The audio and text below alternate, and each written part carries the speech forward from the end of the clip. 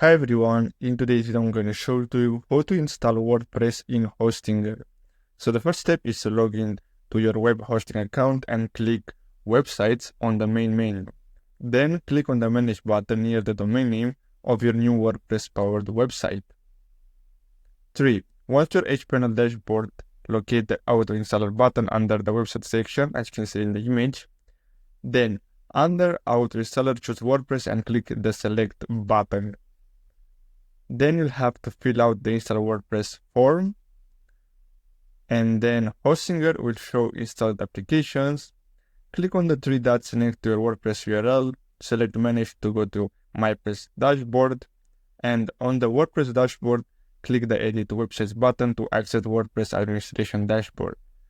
Then another way to access the WordPress admin dashboard is by clicking the Overview button near the WordPress on each panel. So I hope you found this video helpful. Thanks for watching.